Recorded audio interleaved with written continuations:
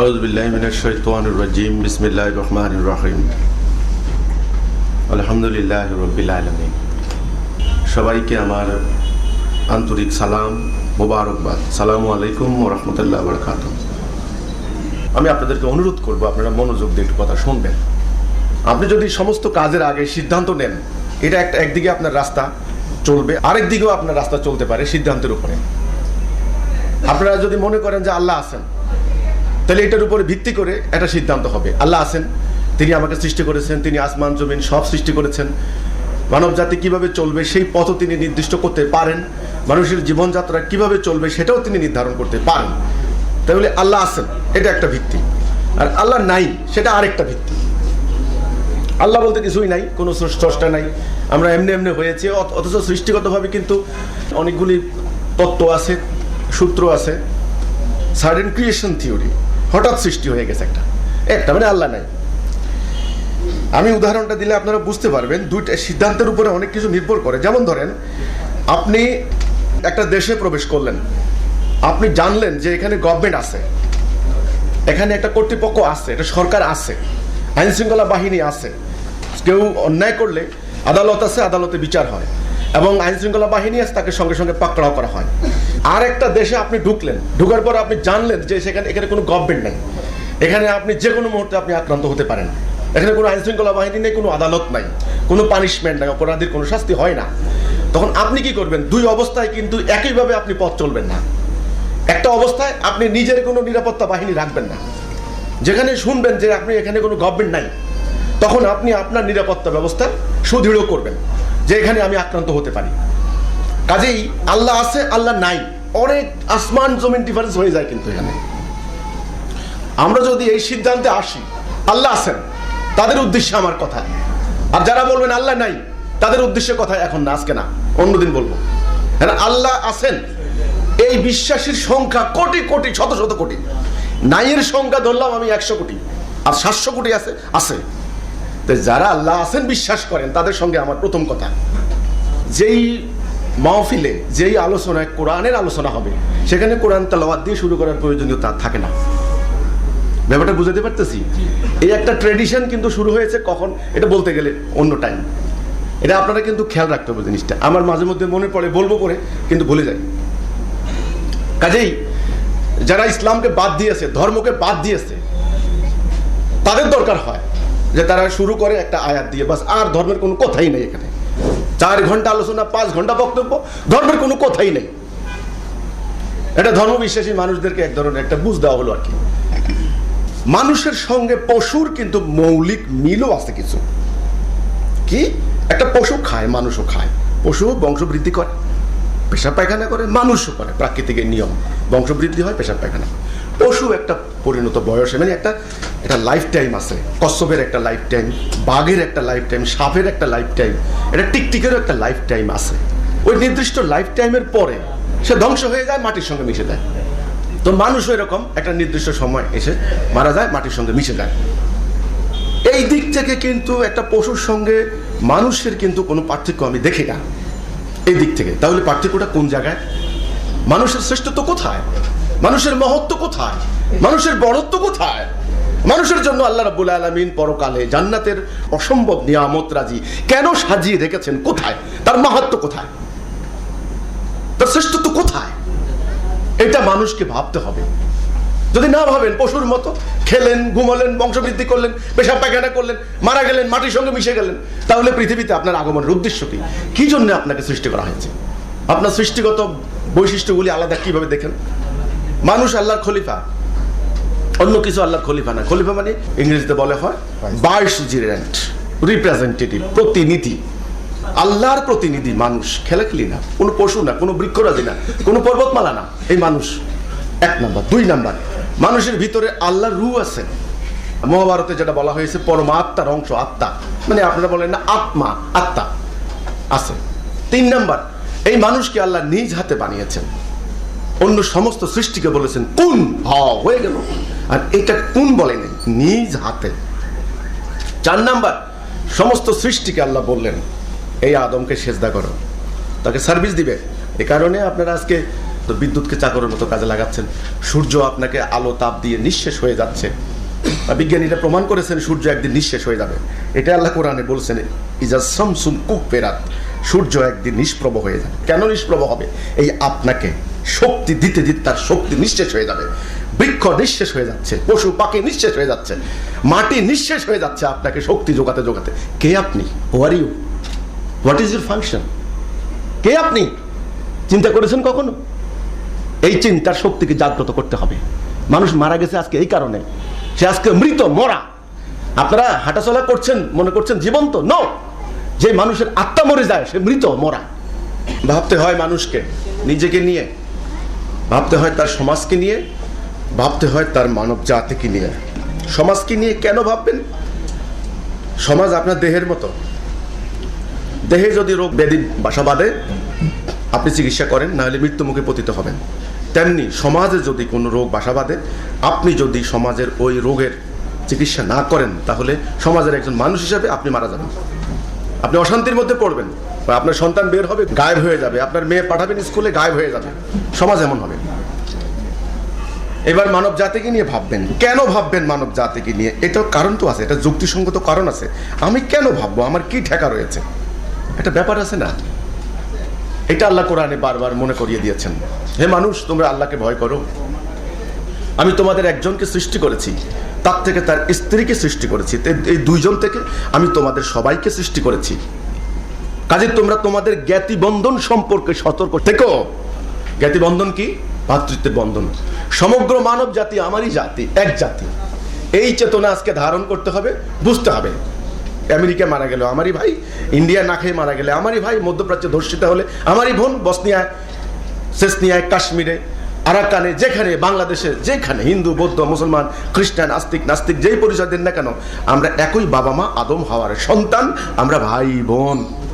প্রাকৃতিক কারণে, ভৌগোলিক কারণে আমাদের কারো গায়ের রং হয়েছে সাদা, কারো গায়ের রং হয়েছে তামাটে, কারো হয়েছে লাল। খাদ্যাভ্যাস পরিবর্তন হয়েছে প্রাকৃতিক কারণে। মানব জাতির সম্পর্কে চিন্তা ভাবনা। আমাদের একজন প্রভু রয়েছেন। হাসরের দিন শুধু আমাদের ইহকাল নয়, আমাদের পরকালও রয়েছে। হাসরের দিন আমরা তার সামনে দণ্ডায়মান হতে হবে, আমাদের এই জীবনের হিসাব দিতে হবে। কঠিন নিয়ামত আল্লাহ আমাদেরকে দিয়েছেন, সাংঘাতিক এক নিয়ামত। এই সমস্ত সৃষ্টিকুল আমাদের সেবার কার্যে লাগিয়ে রেখেছেন। তারপরে আমার এই দৃষ্টিশক্তি, আমার শ্রবণ শক্তি, আমার কুয়ত, আমার শক্তি, আমার জ্ঞান, আমার বুদ্ধি, সমস্ত কিছু আল্লাহর নিয়ামত। এটাকে আমি কোন কাজে ব্যয় করেছি? আনিন নাঈম। এই জন্য আল্লাহ বলেছেন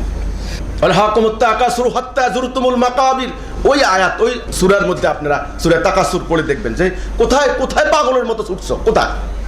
কবর পর্যন্ত ছুটবা নাকি? দাঁড়াও, থামো, একটু ভাবো। জ্ঞান থাকলে এটা করতে না।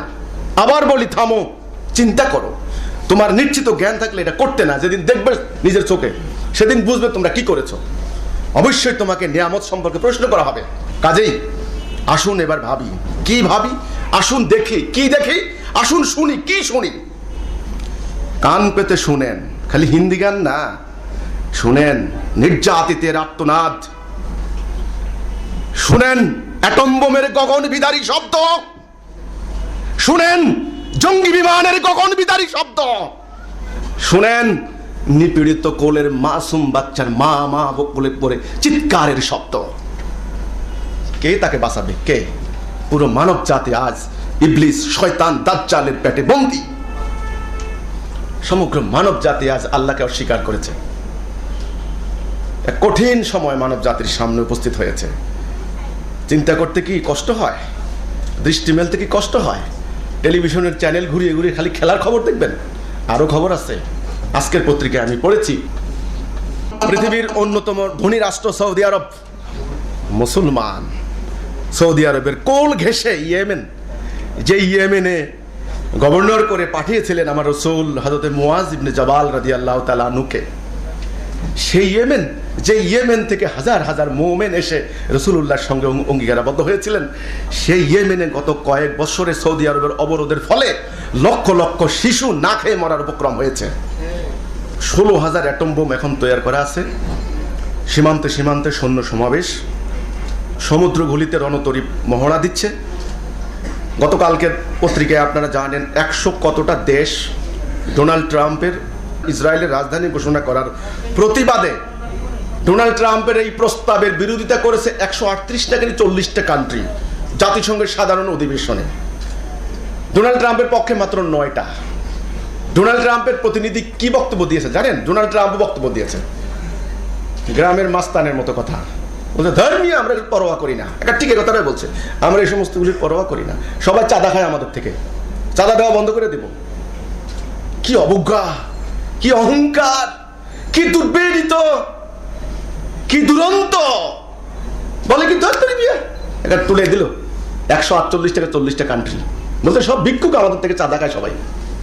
মানব জাতি আজ অ্যাটম বোমের কাছে সারেন্ডার করেছে। 45 সালের 6 আগস্ট আর 9 আগস্ট দ্বিতীয় বিশ্বযুদ্ধ শেষ হয়ে গিয়েছিল শুধু বিশ্ববাসীকে আতঙ্ক সৃষ্টি করার জন্য উদ্দেশ্যমূলকভাবে সেদিন এই অ্যাটম বোম বিস্ফোরণ ঘটানো হয়েছিল, যেন মানব জাতি বাকি জীবন তাদেরকে সমীহ করে, শ্রদ্ধা করে, সেজদা করেন। তাই হয়েছে।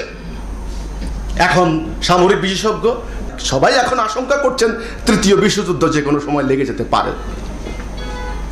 আমাদের মতো তৃতীয় বিশ্বের সরকারগুলিও কি করবে, রাজনৈতিক দল আপনারা কি করবেন, জনগণ কি করবেন, আপনারা কি হয়েছে দুনিয়াময় এই খবর আমাদের অনেকে জানা নাই।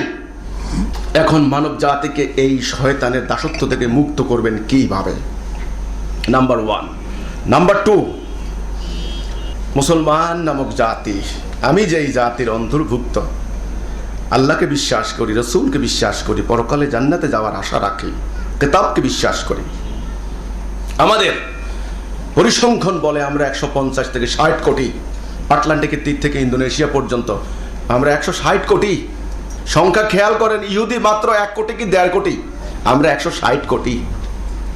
আমাদের লক্ষ লক্ষ আলেম, লক্ষ লক্ষ মুফতি, লক্ষ লক্ষ মুফাসসির, মুহাদ্দিস, আল্লামা, শায়েখ, লক্ষ লক্ষ পীর, পীরের অনুসারী, কোটি কোটি মুরিদ, ডাক্তার, ইঞ্জিনিয়ার, আইনজ্ঞ, বিশেষজ্ঞ, সাংবাদিক, সাহিত্যিক, জননেতা, কৃষক, শ্রমিক জনতা তো আসেনি, সব মিলে আমরা 160 কোটি।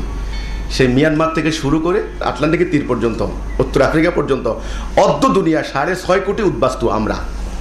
অন্য জাতির কাছে ভিক্ষা করে বেড়াচ্ছি আমরা, সমুদ্র ডুবে মারা যাচ্ছি আমরা। আমাদের টেনশনটা কোথায়? আজকের এই আলোচনা অনুষ্ঠানের প্রয়োজনীয়তা কোন জায়গায়, প্রযোজ্যতা কোথায়, এটার ইম্পর্টেন্সটা কি, এটা আপনাদেরকে বুঝতে হবে। আমরা আমাদের সরকারকে এই ব্যাপারে প্রস্তাব দিয়েছি। সরকারকে প্রস্তাব আমরা দিতে পারি, এটা আমাদের অধিকার।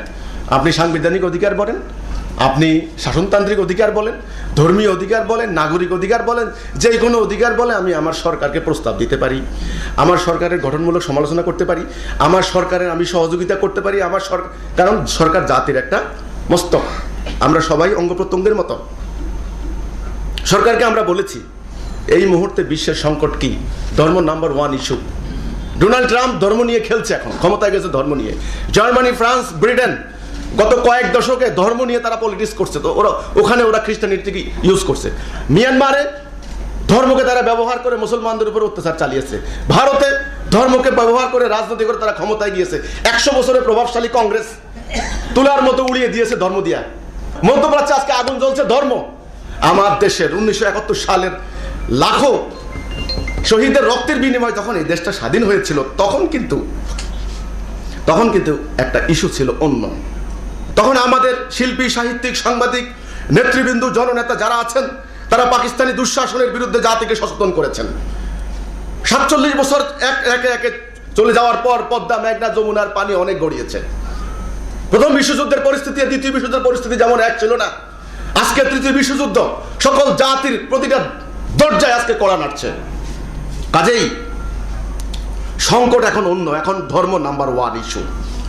এইটাকে জঙ্গিবাদ, সন্ত্রাসবাদ, সাম্প্রদায়িকতা ইত্যাদি বিভিন্ন ইস্যু।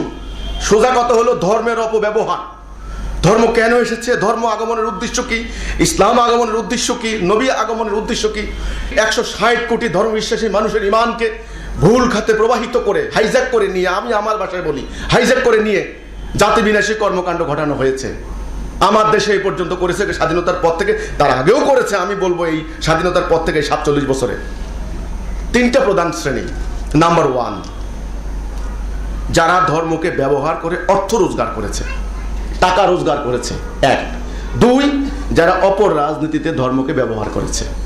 জাতি বিনাশী কর্মকাণ্ড ঘটিয়েছে। 3 জঙ্গিবাদী সন্ত্রাসবাদী ঘটনা ঘটিয়েছে। আরও আছে অন্যান্য। এই 3টা প্রধান শ্রেণীবদ্ধ আমি করতে পারি, তারা করেছে। সাধারণ মানুষ, লক্ষ কোটি মানুষ ওই সমস্ত ভুল পথে পা বাড়িয়েছে।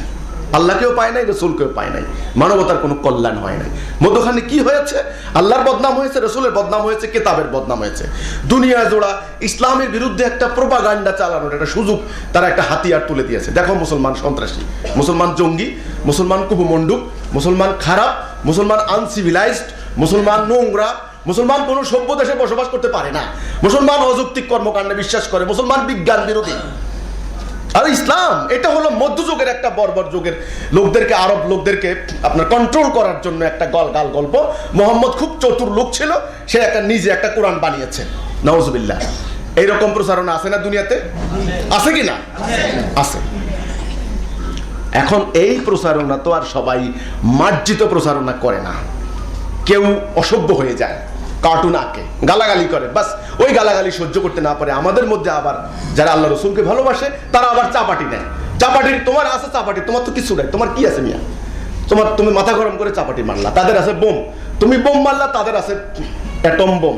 বাস তারা এটাই চায়, তারা এটাই চায়।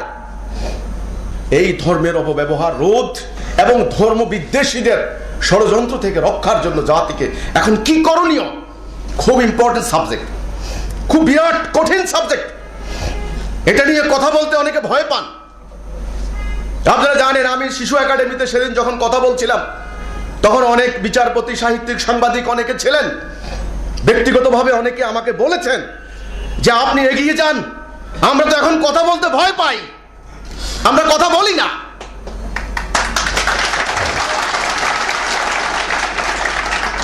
কাকে ভয় পায়? ওই অপশক্তিকে। দুনিয়া জোড়া যেমন ভয় পায় অ্যাটম বোমের শক্তিধারী পরাশক্তিধর সাম্রাজ্যবাদী রাষ্ট্রগুলিকে, তেমনি এই সমাজের মানুষও ভয় পায় ওই সমস্ত অপশক্তিকে। এখন ভয় কেউ কথা বলে না, বললে কার গায়ে কি আঘাত আসে। ইনশাল্লাহ আমরা আল্লাহ ছাড়া কাউকে ভয় করব না, কাউকে করিও নাই। আমি আক্রান্ত হয়েছি বারবার, আমাদের শত শত কর্মী আক্রান্ত হয়েছেন বারবার, তবু আমরা বলেছি আল্লাহ রসুলের প্রকৃত ইসলাম কি সেটা আমরা তুলে ধরবো। আল্লাহ আমাদেরকে এটা বুঝিয়েছেন মানুষের কল্যাণে, মানবতার কল্যাণে। কঠিন এক পরিস্থিতির মুখে আমরা এসে দাঁড়িয়েছি। ধর্মের অপব্যবহার রোধ করবেন কিভাবে? মানুষের ঈমানকে অস্বীকার করতে পারবেন না, ধর্মকে অস্বীকার করতে পারবেন না। গত কয়েক শতাব্দী থেকে ইউরোপিয়ান বস্তুবাদী সভ্যতা তারা চেষ্টা করেছে ধর্মকে মানুষের মন থেকে মুছে দিতে, কিন্তু পারে নাই। তারা পারে নাই। মিডিয়াকে ব্যবহার করেছে, বিভিন্ন প্রচার মাধ্যম, সংস্কৃতি বিভিন্নভাবে চেষ্টা করেছে ধর্ম বিশ্বাসকে মুছে দিতে, কিন্তু পারে নাই। তাহলে মুছে দিতে পারবেন না, এটা ব্যর্থ পথ। দ্বিতীয়, এটাকে অবজ্ঞা করে ফেলে রাখতে পারবেন না। একটা অবজ্ঞার একটা ভাব হয়েছে, অবজ্ঞা, ইগনোর করা।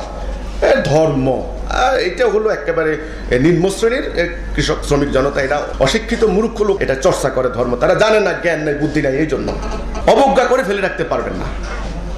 ফেলে রাখলে কি হবে জানেন? ওই যে জায়গায় জায়গায়, মোড়ে মোড়ে, পাড়ায় পাড়ায়, মহল্লায় মহল্লায় ধর্মবিশ্বাসী মানুষের ইমানকে হাইজ্যাক করার জন্য একটা বিশেষ শ্রেণী উৎপেতে বসে আছে।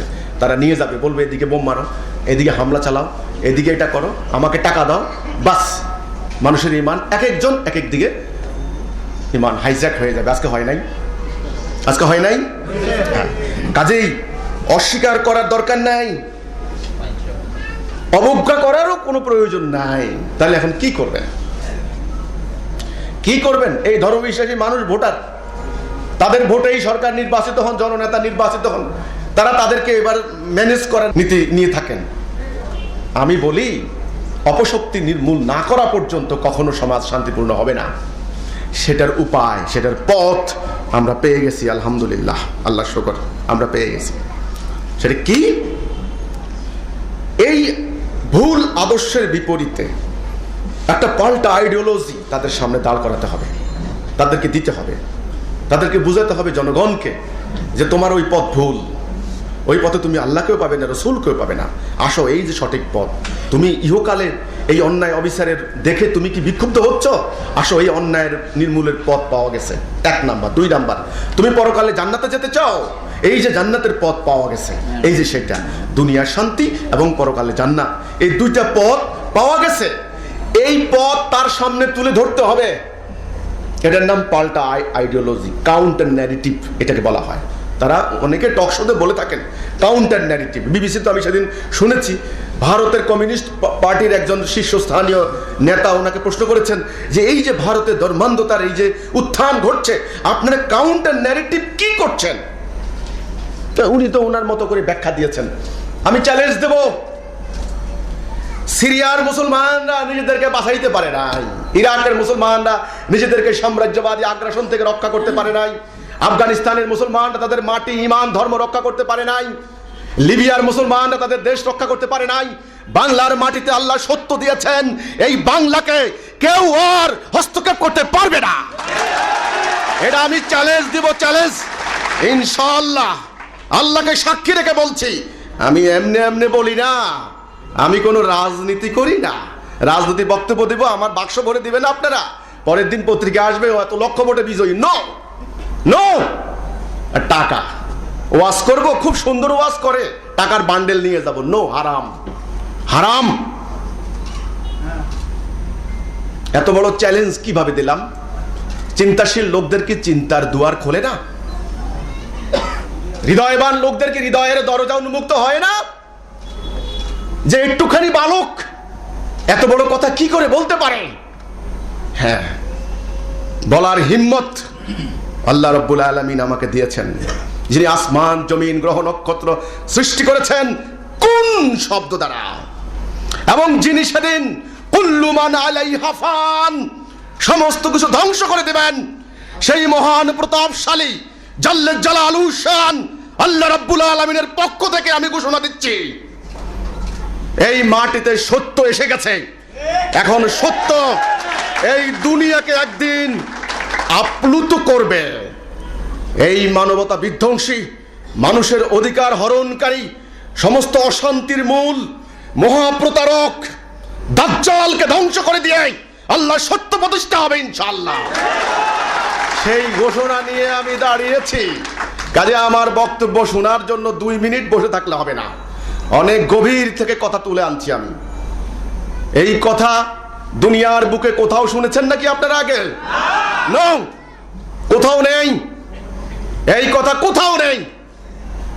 এত বড় দুঃসাহস বলতে পারে যমুনা নদীর স্রোত উল্টে দেব, এত বড় কথা। কাজেই যারা আমার কথা শুনতে এসেছেন হৃদয় দিয়ে উপলব্ধি করতে হবে। আমরা বলেছি এখন এই মানুষকে ইসলামের প্রকৃত শিক্ষা দিতে হবে, তা না হলে তারা মোমেন হবে না, তারা মানুষ হবে না, তারা দাঁড়াবে না, না দাঁড়ানো পর্যন্ত তারা বাঁচবে না। আমার নাস্তিক হওয়ার প্রয়োজন নাই, আমি মুসলিম হয়ে বাঁচতে চাই, আমি ইসলাম নিয়ে বাঁচতে চাই। তাহলে আমার ইসলাম কোনটা? আমি আপনাদেরকে সহজ সরল প্রশ্ন করলে আপনারা আশা করি আমার সঙ্গে আমাকে সহযোগিতা করবেন। আল্লাহ কয়জন? রাসূল কয়জন? তিনি যেই কিতাবটা আনলেন আল্লাহ থেকে, লা রাইবা ফিহি হুদাল লিল মুত্তাকিন, যেটা শুরুতে আল্লাহ বলেছেন এতে মুত্তাকিদের জন্য হেদায়েত, কোনো সন্দেহ নাই। কয়টা? তিনি যেই জাতি তৈরি করলেন উম্মতে মুহাম্মদী, গাছের লতা পাতা খেয়ে আঘাতে আঘাতে জর্জরিত হয়ে শত্রুর সঙ্গে লড়াই করে তিনি খেয়ে না খেয়ে যেই জাতি তৈরি করলেন উম্মতে মুহাম্মদী, সেই উম্মতে মুহাম্মদী কয় খণ্ড ছিল? খণ্ড না অখণ্ড? অখণ্ড আর অখণ্ড বুঝেন তো নাকি? হ্যাঁ, অখণ্ড জাতি, এক জাতি। আমি আপনাদেরকে তাহলে বলি, এক আল্লাহ, এক রসুল, এক কিতাব, এক জাতি, উম্মতে মুহাম্মদী। আজকে আমরা কয় টুকরা হয়েছি, কয় ভাগ হয়েছি বলুন তো? হাজার হাজার ভাগ। এক এক পীরের এক এক তরিকা। উত্তরবঙ্গের পীর দক্ষিণবঙ্গ মানেন না, দক্ষিণবঙ্গের পীর বলে ঢাকার পীর কাফের, পাকিস্তানি পীর বলে সিরিয়ার পীর কাফের, সিরিয়ার পীর বলে মালয়েশিয়ার পীর কাফের। এক একজনের পোশাক একরকম, এক একজনের খানা একরকম, টুপির সাইজ একরকম, টুপির কালার একরকম, একজনের দাঁড়িয়ে মিলাদ করে, একজনের বসে মিলাদ করে, এক একজনের এক এক তরিকা। মানুষ কোন দিকে যাবে? এবার ধর্মের নামে যারা রাজনীতি করেন, এক বাংলাদেশে আছে বামপন্থী দল আছে মনে হয় 50-60টা ছোটখাটো মিলে, আর ইসলামী দল আছে 100 থেকে 100টার উপরে। এক এক দলের এক এক মনোগ্রাম, এক এক কর্মসূচি, এক এক আকীদা। কেউ সরকারের লোকে জোট বাঁধে তো, কেউ বিরোধী সঙ্গে সঙ্গে যায় জ্বালাও পোড়াও করে, কেউ ককটেল মারে তো, কেউ ঘরের মধ্যে বসে থাকে, কেউ বাইতুল মোকাররম অবরোধ করে তো কেউ কিছু করে না, মানে এক একজনের এক এক আকীদা। আর জঙ্গিবাদী কর্মকাণ্ড যারা করে, সেই বোকো হারাম, আল শাবাব থেকে শুরু করে আইএস, তালেবান থেকে শুরু করে আমাদের এখানে একেবারে কতগুলো আছে না, আনসারুল্লাহ, এর পরে আরো মালয়েশিয়া যান, হাজার হাজার দল, এক এক দলের এক এক অদ্ভুত অদ্ভুত আকীদা। কেউ বলে এখন ব্যাংক ডাকাতি করা যায় আছে, এটা হলো সরকারের মাল না, এটা আমাদেরই মাল। কেউ কেউ আইন শৃঙ্খলা বাহিনীর খুন করে, ওরা হচ্ছে কাফের। কেউ কেউ ইংলিশ মিডিয়াম সম্মাইনা ফেলা, ওরা কাফের। এক এক জনের এক এক আকীদা। মানুষ কোন দিকে যাবে? আমি প্রশ্ন রাখতে চাই, মানুষ কোন দিকে যাবে? মানুষ প্রতারিত হয়েছে এক একজন এক এক দিকে গিয়ে। আর একদল চিন্তাশীল লোক, জ্ঞান বিজ্ঞান জানেন, দুনিয়ার খবর রাখেন, তারা এই সমস্ত কাণ্ড কারখানা দেখে, অযৌক্তিক কর্মকাণ্ড দেখে তারা ধরতে মেয়াদ ধর্মই বাদ, ধর্মই বিশ্বাস করি না বেটা। এক একজনের এক এক কিনা বেটা, ধর্মই খারাপ, ধর্ম বলতে কিচ্ছু নাই, আল্লাহ আল্লাহ কিচ্ছু নাই, বাস ফিনিশ। নাস্তিক হয়ে গেছে। নাস্তিকতাবাদের দিকে এই তরুণ সমাজকে পা বাড়ানোর জন্য আমরা কি দায়ী নই? আমাদের ধর্মের নামে চলা অধর্ম দায়ী নয়?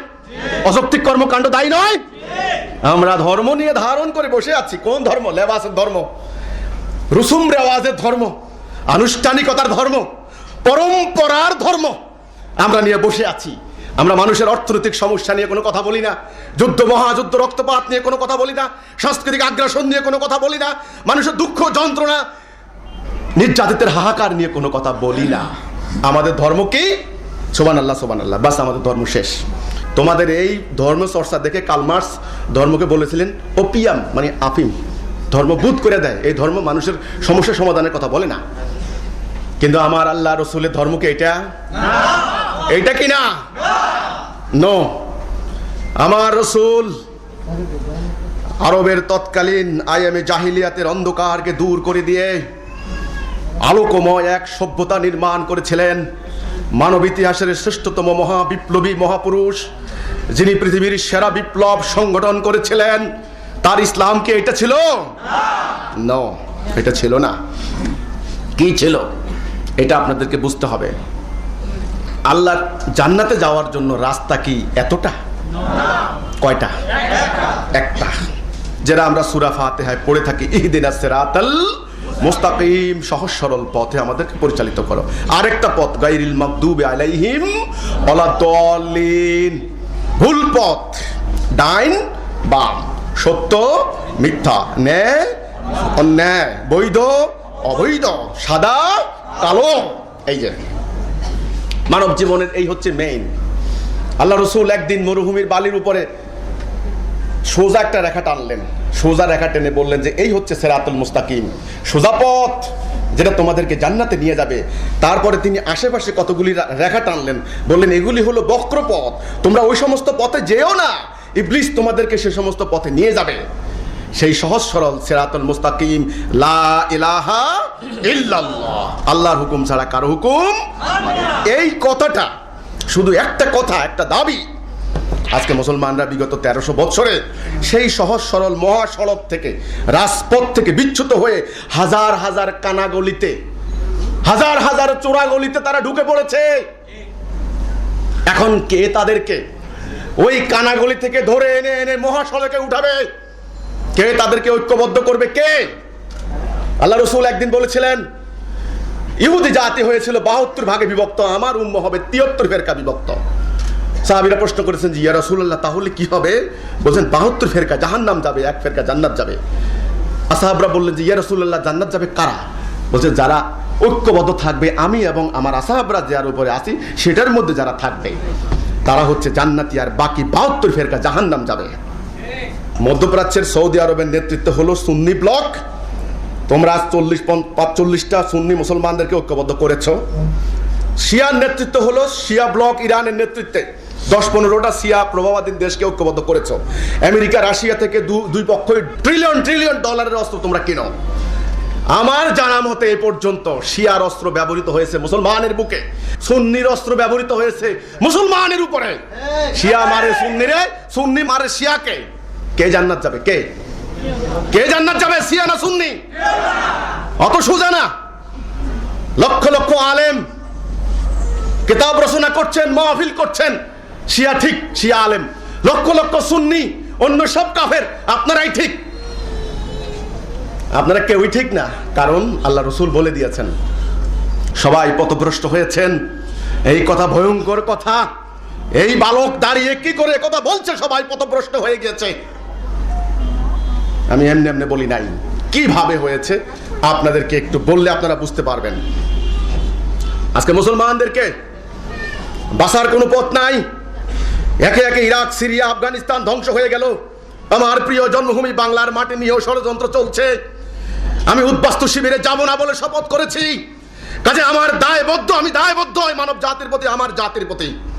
তাদেরকে বুঝাইতে হবে, এখন শত্রু মৃত্যু তাদেরকে বুঝাইতে হবে, চিনাইতে হবে, সত্য পথ তাদেরকে দেখাইতে হবে।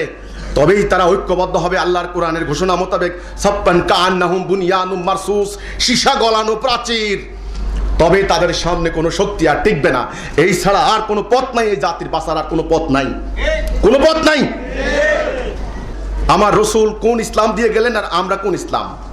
আসুন, প্রথম কথা, আল্লাহ রসুল যেই সমাজে আসলেন ওই সমাজের কি নাম ছিল? কেন আয়ামে জাহিলিয়াত? মানুষগুলো কি খানা খাইতো না? তারা ভালো মন্দ বুঝতো না? তাহলে আয়ামে জাহিলিয়াত কেন? বুঝতে হবে ওই সমাজে ছিল অন্যায়, অবিচার, জুলুম, রক্তপাত, মদ খেয়ে চুর হয়ে পড়ে থাকতো। নারীদের কোনো ইজ্জত ছিল না, অধিকার ছিল না, নিরাপত্তা ছিল না। ঘরে ঘরে ছিল দাসত্ব ব্যবস্থা। সম্পত্তি গুটি কয়েক লোকের হাতে ছিল বন্দী। কিন্তু তারা ব্যক্তিগতভাবে আল্লাহ বিশ্বাস করতো না? আল্লাহ বিশ্বাস করতো। হজ করতো না? হজ করতো। যাকাত দিত না? দিত। খাতনা করতো না? আল্লাহর নাম শুরু করতো, বিসমিকা আল্লাহুম্মা, আমরা বলি বিসমিল্লাহির রহমানির রহিম। সেখানে এসে আল্লাহ রসুল সর্বপ্রথম হেরা গুহায় রসুলকে কি শব্দটা আল্লাহ দিলেন? ইকরা বিসমি রাব্বিকাল্লাযী খালাক, পড়ো তোমার প্রভুর নামে। সর্বপ্রথম পড়ো। রাসূলুল্লাহ বলছেন আমি তো পড়তে পারি না। জিবরাইল আমিন আবার বলছেন পড়ো। তিনি বলছেন আমি তো পড়তে পারি না। আবার বলছেন পড়ো। তিনি বলছেন আমি তো পড়তে পারি না। ইকরা, পড়ো। তারপরে জিবরাইল আমিন তাকে আলিঙ্গন করলেন, তার দৃষ্টিশক্তি খুলে গেল, ওনার হৃদয় খুলে গেল, উনি পড়তে লাগলেন। এই পড়া মানে জানা। জানো কি? জানো, জানো দুনিয়া সম্পর্কে। মাথা উঁচু করো, দৃষ্টি প্রসারিত করো, দিগন্ত বিস্তৃত করো, পড়ো। সেই থেকে শুরু হলো আরব জাতির মধ্যে পড়া, জানা, বুঝা, দেখার। পুরো আরব জাতি পাল্টে গেল। জ্ঞানে, বিজ্ঞানে, সামরিক শক্তিতে, নতুন নতুন বৈজ্ঞানিক প্রযুক্তিতে, মহাকাশ বিজ্ঞানে, চিকিৎসা বিজ্ঞানে তারা হয়ে গেল শিক্ষকের আসনে আসে। হয় নাই? মাত্র কয়েক বছরের ব্যবধানে অন্ধত্ব চলে গেল। এইবার দাসত্ব ব্যবস্থা কি হলো? 40,000 দাস মুক্ত করলেন সাহাবীরা। আল্লাহ রসুল মক্কা বিজয়ের দিন দুটো প্রধান কাজ করলেন। এক নাম্বার, আল্লাহর ঘর কাবাকে তিনি ধুয়ে মুছে পরিষ্কার করলেন এবং কোরআনের আয়াত বললেন জাল হাক্ক জাহাকাল বাতিল ইন্নাল বাতিলা কানা জাহুকা। আজকে সত্য এসেছে, মিথ্যাকে বিদরিত হতেই হবে। দ্বিতীয় কাজটা করলেন কি? এটা কিন্তু খুব খেয়াল করতে হবে। তিনি বেলালকে ডাকলেন। এটা কোন বেলাল? কৃতদাস বেলাল, বঞ্চিত বেলাল, অধিকার হারা বেলাল, নিপীড়িত বেলাল, লক্ষ লক্ষ নিপীড়িত, বঞ্চিত, কৃতদাস মানুষের প্রতিনিধি বেলাল। সেই বেলালকে ডাকলেন, ডেকে বললেন বেলাল কাবার উপরে উঠো। অর্ধউলঙ্গ বেলাল কাবার উপরে উঠলেন, বললেন আজান দাও। আজান দিলেন, আল্লাহু আকবার, আল্লাহর শ্রেষ্ঠত্ব ঘোষণা করলেন। মানব জাতির ইতিহাসে নতুন এক অধ্যায় রচিত হলো। আল্লাহ রসুল প্রমাণ করে দিলেন মানুষ ঊর্ধ্বে, মানবতা ঊর্ধ্বে। ওই আভিজাত্যের সমস্ত অহমিকা, সমস্ত দেওয়ালকে চূর্ণ বিচূর্ণ করে দিয়ে আমার রসুল সাম্য প্রতিষ্ঠা করলেন। একা একটা মেয়ে মানুষ রাতের অন্ধকারে হেঁটে যাবে স্বর্ণ অলঙ্কার পরিহিত অবস্থায়। আজকের এই ইয়েমেন সানা, এই যে ইয়েমেন বললাম, এই সানা থেকে হাদ্রামাউত, মানে রসুল্লাহ যেখানে আছেন ওই আরবের ওই জায়গার নাম হাদ্রামাউত। 350 মাইল পথ হেঁটে যাবে, কোনো ভয় নাই। স্বর্ণ অলঙ্কার পরিহিত অবস্থায় একা একটা মেয়ে মানুষ। ব্যাপারটা বুঝতে হবে। রাসূলুল্লাহর আগমনের উদ্দেশ্য কি? এই কয়েকটা ঘটনায় পরিষ্কার নয় কি? কি উদ্দেশ্য? মানব জীবনে শান্তি, ন্যায়, সুবিচার, নিরাপত্তা ইত্যাদি প্রতিষ্ঠা করা। এটা হচ্ছে রাসূলুল্লাহর আগমনের উদ্দেশ্য। আর আমাদের বোনেরা, মায়েরা, আপনারা শুনে রাখুন, নারীদেরকে ইসলাম কোথায় নিয়ে গিয়েছে? খালি মুখে মুখে নারী অধিকার বললে হবে না। যেই সমাজে নারীদের কোনো অধিকার ছিল না, সেই সমাজে রাসূলুল্লাহ মেয়েদেরকে টেনে নিয়ে যুদ্ধক্ষেত্রে নিয়ে গেলেন। আমি বলেছি হাজারো কালো বোরকা তোমাদের ইজ্জত রক্ষা করতে পারবে না। তোমরা যতক্ষণ না অন্যায়ের বিরুদ্ধে প্রতিবাদী যোদ্ধা না হও, তোমাদের ইজ্জত তোমরা রক্ষা করতে পারবে না। তার প্রমাণ গত কয়েক দশকের মুসলমানদের উপরে চলা নির্যাতন। ব্রিটিশ সাম্রাজ্যবাদীরা এসে তোমাদের সেই চরিত্র ভুলিয়ে দিয়ে তোমাদের উপরে কতগুলি জুব্বা চাপিয়ে দিয়েছে। বাস, আমার রাসূল মেয়েদেরকে নিয়ে গেলেন যুদ্ধের ময়দানে, হজের অনুষ্ঠানে, হাসপাতাল নির্মাণে, আহতদেরকে সেবায়, নিহতদেরকে দাফন কার্যে, জুমার নামাজে, জুমা আজকের জুমা না, রাষ্ট্রীয় কার্যাবলী সম্পাদনের জুমা, জীবন্ত মসজিদ, জীবন্ত নামাজ ছিল, জীবন্ত জাতি ছিল সেদিন। সেই নামাজে নারীদের অংশগ্রহণ, রাসূলুল্লাহর সামনে বসে আলোচনা শুনতেন নারীরা। যে কোনো ব্যক্তিগত জাতীয় সাংগঠনিক কোনো প্রশ্ন করতেন নারীরা, অবাধে প্রশ্ন করতেন। তাহলে জাতীয়, আন্তর্জাতিক, সামাজিক, সামরিক সকল ক্ষেত্রে নারী পুরুষ সমান তালে ছিল অংশগ্রহণ। রাসূলুল্লাহ সেটার নিশ্চয়তা করলেন। এক হিসেবে বলা যায় একটা সাংঘাতিক এক রেনেসার সৃষ্টি হলো, এক জাগরণের সৃষ্টি হলো। চতুর্দিক থেকে আরব জাতি বেরিয়ে পড়লো দুনিয়ার দিগ্বিজয়ে। মাত্র ৬০-৭০ বছরের ব্যবধানে অর্ধ দুনিয়াতে আল্লাহ সত্য প্রতিষ্ঠা হলো, যেই জন্য আল্লাহ রসুল এসেছিলেন। এই জন্য রসুলুল্লাহর টাইটেল কি? রহমতাল লিল আলামিন, সমস্ত মানব জাতির জন্য রহমত স্বরূপ, বরকত স্বরূপ। তখন আমরা কি শিয়া সুন্নি ছিলাম? এক জাতি। লক্ষ্য কি এতটা ছিল? একটা লক্ষ্য, সত্য প্রতিষ্ঠা। কর্মসূচি কি এতটা ছিল? জাতির এক, নেতা এক, সিদ্ধান্ত এক, কর্মসূচি এক, জীবন বিধান একটা, প্রভু একজন আল্লাহ রাব্বুল আলামিন। আমাদের মধ্যে এত কামড়া কামড়ি ছিল না। ১০০-১৫০ বছর পরের ইতিহাস, দুঃখজনক ইতিহাস শুরু হলো। আমরা প্রথমে আমাদের আকীদা ভুলে গেলাম, লক্ষ্য ভুলে গেলাম। আকীদা খুব ইম্পর্টেন্ট। 3টা সাবজেক্ট: আকীদা, ঈমান, আমল। ঈমান না থাকলে আমলের কোনো মূল্য নাই। আকীদা ভুল হলে ঈমানের কোনো মূল্য নাই। সব আলেমরা জানেন এই কথা। সেই আকীদা কি? আকীদা মানে হলো সামগ্রিক ধারণা, কম্প্রিহেন্সিভ কনসেপ্ট, সম্যক ধারণা। একটা বস্তুকে চোখে দেখে এই সম্পর্কে সামগ্রিক ধারণা লাভের নাম হচ্ছে আকীদা। তারপরে এটার উপর বিশ্বাস, তারপরে সেই মোতাবেক আমল, কাজ। ইসলামের বুনিয়াদ কয়টা? বুনিয়াল ইসলামে আলা খামসিন, আপনারা জানেন ওই হাদিস। ইসলামের বুনিয়াদ 5টা। খামস মানে 5, আপনারা জানেন। 1 নাম্বারটা কি? লা ইলাহা ইল্লাল্লাহ। 2 নাম্বারটা কি? সালাহ মানে নামাজ। 3 নম্বরে যাকাত, 4 নম্বরে হজ, 5 নম্বরে রোজা। তাহলে 1 নাম্বার হচ্ছে কি? ঈমান, লা ইলাহা ইল্লাল্লাহ। যার ঈমান আছে তার আমলের মূল্য আছে, যার ঈমান নাই তার আমলের কোনো মূল্য নাই। এই হচ্ছে ঈমান, এই হচ্ছে আমল। আর এর আগে হচ্ছে আকীদা। আমি একটা উদাহরণ দেব। আমার হাতে আপনারা একটা বস্তু দেখতে পাচ্ছেন, এটা কি? গ্লাস, পানির গ্লাস। এটা কি জন্য? এই বস্তু সম্পর্কে এক একজনের কি এক একটা উত্তর হবে?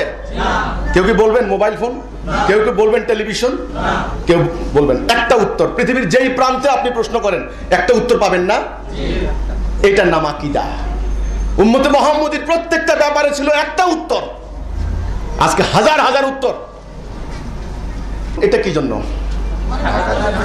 আর এই যে ধরলাম আমি, এটা কি জন্য? হাতল, হ্যান্ডেল, এটা ধরার জন্য। আসলে পুরো ব্যাপারটা কি জন্য? বাস, পানি খাওয়ার জন্য। এই জানলাম। এবার আপনি আমল করেন, পানি খান।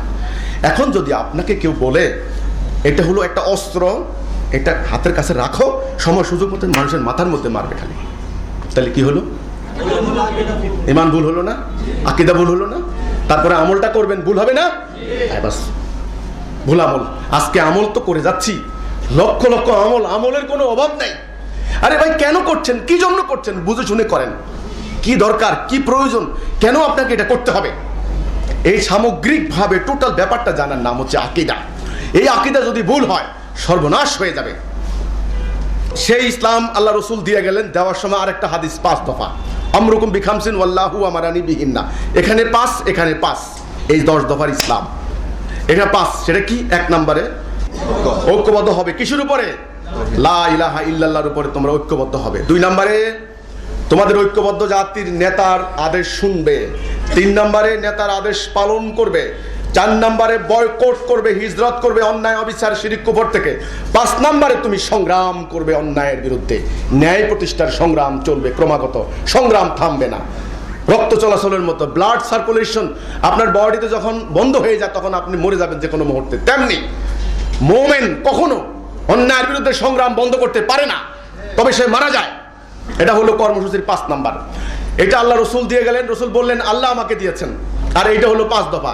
এটার প্রথমটা হলো তাওহীদ, লা ইলাহা ইল্লাল্লাহ, আল্লাহর হুকুম ছাড়া কারো হুকুম মানবো না, 1 নাম্বার। আর এখানে 1 নাম্বারটা হলো ঐক্যবদ্ধ হওয়া। এই 10 দফার ইসলাম। আল্লাহ রসুল বলেছেন এই কর্মসূচি থেকে যারা এক বিগত সরে যাবে তাদের গলা থেকে ইসলামের রশি খুলে যাবে। সে নামাজ পড়লেও রোজা রাখলেও জাহান্নামের জ্বালানি পাথর, মুসলমান বলে দাবি করলেও।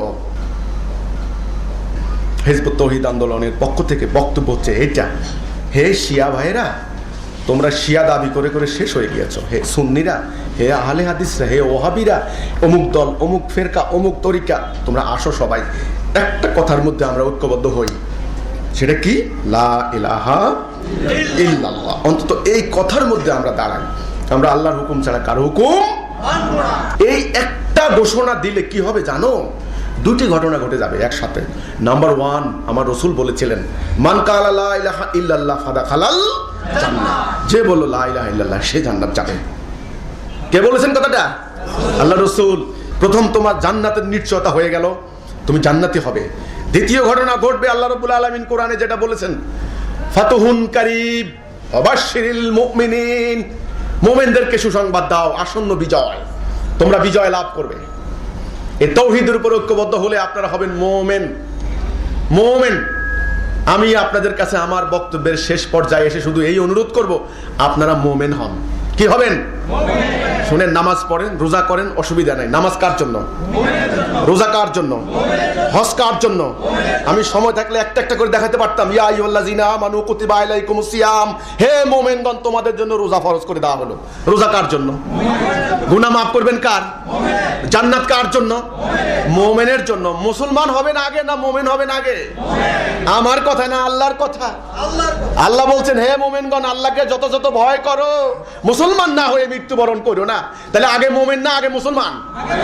আগে মুমিন। এবার আসেন, পৃথিবীতে কর্তৃত্ব দিবেন কাকে? ওয়াদাল্লাহুল্লাযীনা আমানু মিনকুম ওয়া আমিলুস সালিহাতি লা ইয়াস্তাকলিফান্নাহুম ফিল আরদ। আল্লাহর ওয়াদা, পৃথিবীতে কর্তৃত্ব পাওয়ার দেওয়া হবে মুমিনকে। কার ওয়াদা? ওয়াদান আলাইহি হাক্কান ফিত তাওরাত ওয়াল ইনজিল ওয়াল কুরআন। আল্লাহর ওয়াদা হক। কোরআন, তাওরাত, ইনজিল ওয়ালাদের সঙ্গে তিনি একই ওয়াদা করেছেন। আজ থেকে 1400 বছর আগে অস্ত্রহীন, অর্থহীন, পেটে ভাত নাই, গায়ে পোশাক নাই, চরম উপেক্ষিত, অবজ্ঞাত, আইএমএ জাহিলিয়াতের অন্ধকারে নিমজ্জিত, পারস্পরিক দাঙ্গা হাঙ্গামায় লিপ্ত সেই আরব জাতি অর্ধ দুনিয়া দখল করেছিল কি দিয়া? মুমিন হওয়ার পর। আজ এক খণ্ড মাটি রক্ষা করতে পারেন না। মদিনাকে যখন এভাবে শত্রু হামলা করেছিল, আহজাব সম্মিলিত যুদ্ধ, সেই মদিনা রক্ষা করেছিলেন কে? আল্লাহ, মুমিনদেরকে দিয়ে। কাজে আমার কথা, মুমিন হন। মুমিন হলে মাটি রক্ষা হবে, ঈমান রক্ষা হবে, জমি রক্ষা হবে, ধর্ম রক্ষা হবে, বাঁচবেন। এটাই আল্লাহ বলেছেন ওয়ালা তাহিনু ওয়ালা তাহজানু ওয়া আনতুমুল আ'লাউনা ইন কুনতুম মুমিনিন। হতাশ হইও না, নিরাশ হইও না, তোমরা বিজয়ী হবে যদি তোমরা মুমিন হও। কাউকে ভয় পাওয়ার দরকার নাই, কোনো পরাশক্তিকে ভয় পাওয়ার দরকার নাই, ধর্ম ব্যবসায়ীদের সঙ্গে আপোষ করারও দরকার নাই, ধর্মান্ধদেরকে ভয় পাওয়ারও দরকার নাই, সাম্রাজ্যবাদী পরাশক্তিকেও পরোয়া করার দরকার নাই। আছে নাকি? বাস মুমিন। আল্লাহ আমাদেরকে যেন মুমিন করেন। সেই মুমিন হওয়ার পথ আমরা পেয়ে গেছি। হিজবুত তৌহিদ হলো সেই মুমিন হওয়ার পথ, আমরা সেই দিকে আহ্বান করছি। আমাদের ইমামুজ্জামান জনাব মোহাম্মদ বাইজিদ খান পন্নী, টাঙ্গাইলের ঐতিহ্যবাহী পন্নী পরিবারের উত্তরসূরি, আপনারা জানেন। তো তিনি যাওয়ার সময় আমাদেরকে কতগুলি নীতিমালা বলে গিয়েছেন। তিনি 2012 সালে ইন্তেকাল করেছেন। আল্লাহ ওনাকে যে মহাসত্য দিয়েছেন, তার অনুপ্রেরণায় আমরা আজকে উজ্জীবিত, আমরা আজকে অনুপ্রাণিত। আমরা হাজার হাজার নারী পুরুষ নিঃস্বার্থভাবে নিজের ঘরে খেয়ে, নিজের ফোন বিল ব্যবহার করে, নিজের গাড়ির তেল পুড়িয়ে আমরা এই কাজ করছি। অনেকে বলেন কি স্বার্থ তোমাদের? আমাদের কোনো স্বার্থ নাই। আমাদের স্বার্থ একটা, আল্লাহর সন্তুষ্টি, মানব জাতির মুক্তি। এই ছাড়া আমাদের আর কোনো উদ্দেশ্য নাই। তিনি বলে গিয়েছিলেন তোমরা কোনো দিনের কাজ করে কোনো বিনিময় নেবা না কখনো। আমরা এই নীতি অক্ষর অক্ষরে পালন করার চেষ্টা করছি। তিনি বলেছিলেন অবৈধ অস্ত্রের সংস্পর্শে যাবে না, বেআইনি কর্মকাণ্ড করবে না, সবাইকে জনপ্রতিনিধি, সরকার, আইনশৃঙ্খলা বাহিনী সবাইকে নিয়ে কাজ করবে। আমরা সেটা চেষ্টা করছি, কারণ এটা জাতির কাজ, আমার ব্যক্তি স্বার্থের কাজ না। আমি এই কথা বলে জ্বালাও পোড়াও, ওই যে আপনার গদিতে আগুন জ্বালাও, আমি গদিতে আগুন জ্বালাবো কি জন্য? আমি আগে গদিওয়ালাকে বুঝাবো, উনি বুঝলে আমার কাজটা হয়ে গেল। কাজে সবাইকে নিয়ে কাজ করবে। 3 নাম্বার, তিনি বলেছিলেন তোমরা কখনো অবৈধ উপায়ে রোজগার করবে না, হালাল রোজগার করবে, হারাম রক্ত দিয়ে কখনো তোমাদের ইবাদত কবুল হবে না। তিনি আরেকটা নীতি নির্ধারণ করে দিয়ে গেলেন আমাদেরকে, ধর্মের নামে কোনো বিনিময় নেবে না। আর ওই 5 দফা কর্মসূচি আমাদের আন্দোলনের কর্মসূচি। এই আপনারা আমাদের জন্য দোয়া করবেন, আশীর্বাদ করবেন, আমরা যেন এই সরল পথ থেকে বিচ্যুত না হই, আমরা যেন আমাদের লক্ষ্য অভিমুখী যে রওনা দিয়েছি সেই লক্ষ্যে যেন আমরা পৌঁছতে পারি। ইনশাআল্লাহ একদিন দেখবেন এই বুখানাঙ্গা, এই বাংলার মাটির দামাল ছেলেরা সমস্ত দুনিয়াকে একদিন এই সত্য দিয়ে লিড দেবে ইনশাআল্লাহ। ইনশাআল্লাহ সেই সম্ভাবনা হবে। আল্লাহ হাফেজ। আসসালামু আলাইকুম ওয়া রাহমাতুল্লাহি ওয়া বারাকাতুহু।